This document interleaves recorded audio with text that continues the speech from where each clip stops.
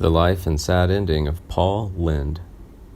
Paul Edward Lynde was born June 13, 1926, in Mount Vernon, Ohio, the son of Sylvia Bell and Hoy Corden Lynde, who owned and operated a meat market. Fifth born among 6 siblings, Lynde had older sisters Grace and Helen, older brothers Richard Hoy and Corydon George, and younger brother John.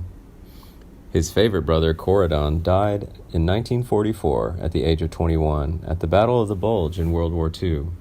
5 years later, in 1949, his parents died within 3 months of one another. Lynde graduated from Mount Vernon High School in 1944, where he played the bass drum in his high school band. He then studied speech and drama at Northwestern University in Evanston, Illinois, where his classmates included Cloris Leachman, Charlotte Ray, Patricia Neal, Jeffrey Hunter, and Claude Akins. At Northwestern, he was active in the school's theatrical productions and joined the Upsilon chapter of the fraternity Phi Kappa Sigma. He is listed among its most famous members. He graduated in 1948 and moved up to New York City, taking odd jobs while looking for his show business break. His first appearance as a stand-up comic was at the famed Supper Club, No. 1 Fifth Avenue. Lynde made his Broadway debut in the hit revue New Faces of 1952, in which he co-starred with fellow newcomers Eartha Kitt, Robert Clary, Alice Ghostley, and Carol Lawrence. In his monologue from that revue, the Trip of the Month Club, Lynde portrayed a man on crutches recounting his misadventures on the African safari he took with his late wife.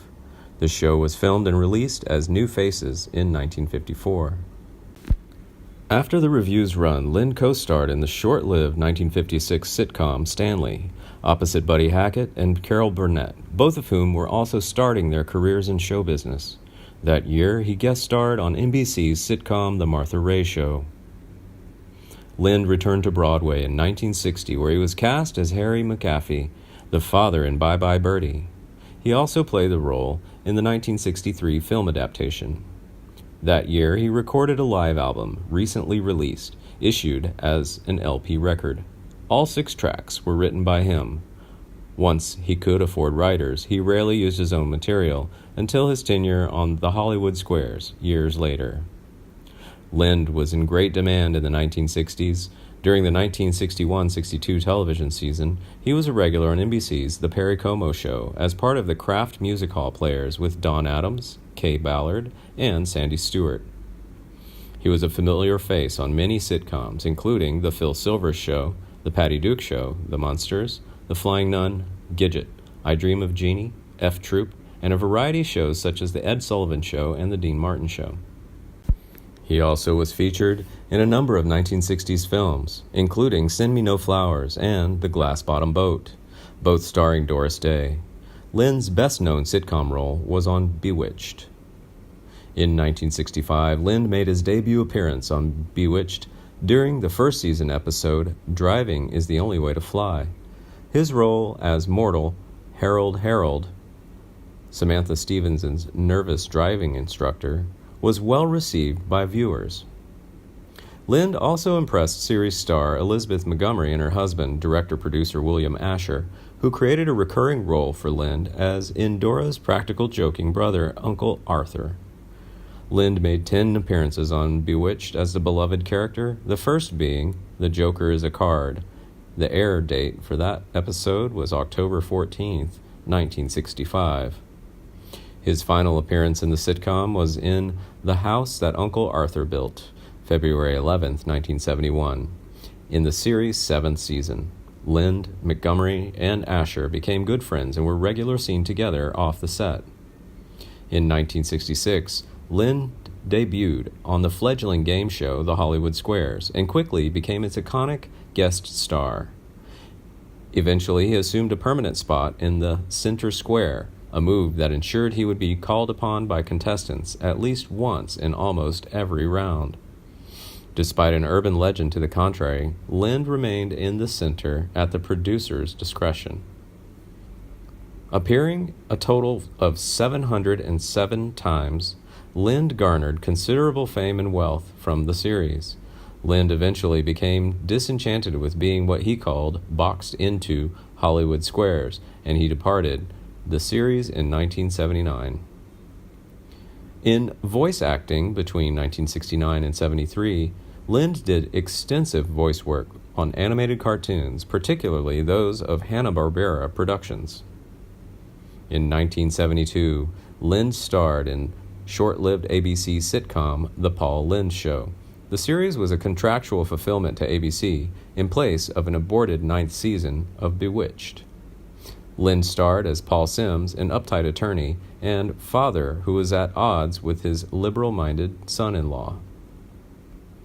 Critics perceived the show as a derivative of All in the Family, television's then most popular primetime program, although many admitted the writing was top-notch and the sexual connotations gave it an extra bit of spice. Lynde was nominated for Best Actor, Golden Globe for the show.